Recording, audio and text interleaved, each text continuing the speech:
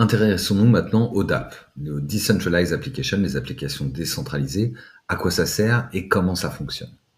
Donc les applications décentralisées, ce sont des applications qui sont exécutées sur une blockchain, et ça au lieu d'être sur un serveur centralisé.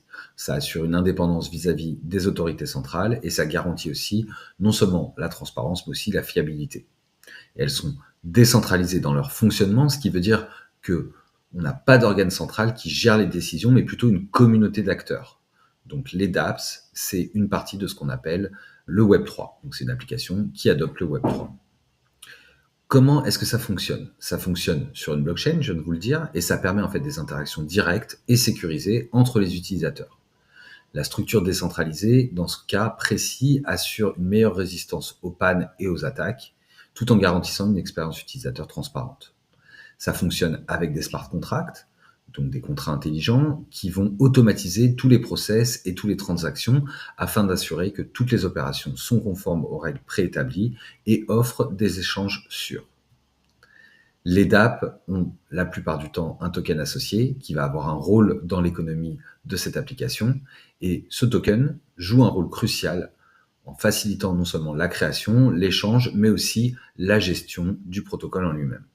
Les utilisateurs peuvent participer à des systèmes économiques décentralisés dans ces DAP et ça leur permet d'avoir soit des formes de récompense, soit des formes d'incitation, soit d'être décisionnaires de ce qui se passe sur l'application.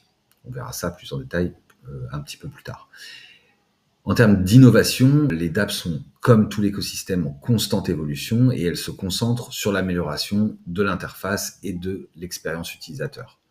On a également des challenges en termes d'interopérabilité, parce qu'il faut que ce soit interopérable avec d'autres systèmes, que ce soit des blockchains ou que ce soit des applications. Tout ça dans le but de devenir plus accessible, plus utile et d'ouvrir la voie à encore plus d'innovation dans le domaine de la blockchain. Les interfaces des dApps sont en fait des interfaces d'interaction directe avec la blockchain. Ça permet d'interagir avec la blockchain. Ça facilite l'accès, la participation des utilisateurs au réseau. Ça permet d'effectuer toutes sortes de tâches, des transactions. On l'a vu, des prêts, des emprunts. En fait, s'il n'y a pas de dApp, on n'a pas de front-end sur les sites internet et donc en fait, on peut uniquement interagir en ligne avec les applications, c'est-à-dire via Etherscan, et ça, c'est clairement pas user-friendly. Donc, on a une dApp qui permet d'interagir avec la blockchain, mais qui permet aussi d'interagir avec d'autres dApps, et ça, on le verra. Donc, si on fait une analogie avec une entreprise, par exemple, pour une dApp, la dApp, c'est ce qui, en fait, permet de rendre le service, notamment financier, et ça va le rendre plus accessible. En fait, c'est l'accès au service. On pourra voir qu'on a également des problématiques de gouvernance, un peu comme on l'a avec des comités d'entreprise qui vont prendre des décisions. Là, on aura des gouvernances qui seront plus ou moins décentralisées, avec des utilisateurs qui jouent un rôle actif dans la prise de décision. Ici, vous avez un exemple où on voit l'utilisateur final. Et l'utilisateur final, en fait, il se branche via son serveur web, AWS, etc., à son front-end. Et l'ADAP, en fait, est ce qui permet la connexion entre la blockchain et le front-end. Le front-end, c'est ce qu'on voit quand on est devant son ordinateur, et l'ADAP, c'est ce qui permet de faire en fait la liaison entre la blockchain et ce qu'on va envoyer sur la blockchain, et le front-end, ce que voit l'utilisateur. Parlons maintenant de ce qu'on va appeler l'Unstoppable App.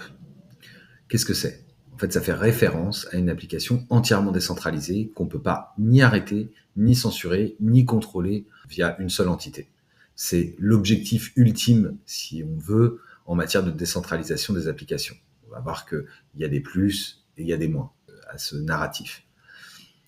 Parmi les plus, on a une résistance à la censure et une autonomie en fait qui est complète. C'est-à-dire que une fois que c'est déployé sur la blockchain, on est totalement à l'abri de la censure, puisqu'en fait on ne peut rien changer, parce que non seulement il n'y a pas d'autorité centrale, de serveur unique ou de choses comme ça qui garantirait une disponibilité, etc., mais en même temps, on a une absence de gouvernance, donc pas de mise à jour, et ça c'est pour le meilleur et pour le pire. Ça c'est fait parce que après le déploiement, on brûle les clés de déploiement, et donc on ne peut plus rien changer sur cette application.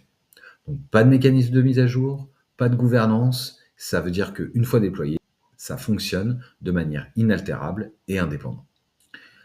On peut citer quelques applications décentralisées instoppables, donc IPFS, Interplanetary File System, ou par exemple Ethereum Name Service, qui vont incarner d'une certaine façon le concept d'unstoppable et qui fournissent donc des services, donc soit comme le stockage de données décentralisées ou des noms de domaine qui ne sont pas sous le contrôle d'une seule partie. Et clairement, ces services-là sont des apps que l'on ne peut plus contrôler une fois qu'elles ont été déployées. Quels défis ça nous apporte et quelles sont les perspectives pour ce genre d'application? En fait, l'idéal pour qu'une application unstoppable soit séduisante, ça va dépendre en fait des défis techniques qui sont soulevés et aussi de l'éthique qu'on veut mettre derrière. Parce que les développements futurs vont influencer sur l'avancement de la technologie blockchain. Et en fait, le souci, c'est que des fois, on a besoin de pouvoir mettre à jour des choses parce que soit elles sont obsolètes, soit elles sont devenues inefficientes. Donc c'est un peu le souci avec ces applications, mais rien n'empêche de la remplacer par une nouvelle application et d'avoir une migration de la première version, on va dire, vers la deuxième version. Et donc ça, ce vers quelques protocoles tendent et puis d'autres vont vous dire qu'au final, ça reste un faux Graal parce que on a besoin de pouvoir mettre à jour et on ne peut pas à chaque fois jeter à la poubelle ce qu'on a fait pour repartir sur quelque chose de nouveau, que c'est trop compliqué, la gestion des utilisateurs et des liquidités, etc., etc. Donc, si on résume, on a notre application sans gouvernance, donc elle est unstoppable.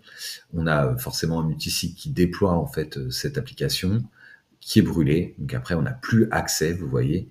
Et donc, comme personne n'a accès, qu'elle est déployée, elle peut être utilisée le plus simplement du monde. Mais par contre, elle ne peut pas évoluer. Et comme elle ne peut pas évoluer, la plupart du temps, nous n'avons même pas besoin de gouvernance pour changer quoi que ce soit. Maintenant, on va se faire une petite comparaison entre les applications décentralisées avec la DeFi, la CeFi et la TradFi en ligne de mire, puisque c'est ce qui nous intéresse dans ce chapitre. Si on parle de base technologique, en DeFi, on sait qu'on utilise des blockchains publiques et des smart contracts. Sur la CeFi, on a une infra centralisée qui est également basée sur la blockchain et qui va pouvoir utiliser d'une certaine façon la DeFi en arrière-plan. En TradFi, on a des systèmes informatiques centralisés, traditionnels, comme il en existe depuis des dizaines d'années. En termes d'autonomie des utilisateurs, la DeFi, on a un contrôle total sur ses actifs à partir du moment où on utilise ses propres clés privées. Sur la CeFi, on va déléguer la gestion et donc on fera appel à une tierce partie. Et sur la TradFi, en plus de ce tiers de confiance, on aura en plus un contrôle institutionnel car il faut suivre des règles. En termes d'accessibilité, la DeFi, je vous le disais, l'accessibilité est aisée. Il suffit d'une connexion Internet, il suffit d'un ordinateur ou même d'un téléphone pour pouvoir se brancher et avoir accès à des applications décentralisées. Sur la CeFi, c'est relativement accessible, on peut l'avoir sous forme d'application, etc. Mais on peut avoir aussi des problèmes d'accès, des problèmes de surcharge du réseau. Et pour la TradFi, eh bien, vous ferez votre virement vendredi et puis il arrivera mardi, si tout va bien. En termes de sécurité, on a beaucoup plus de risques en DeFi, vous le savez maintenant, avec les risques de smart contract, de volatilité, de hack, etc. En CeFi, on a à peu près les mêmes risques, mais ça va dépendre en fait un peu de la plateforme quand même.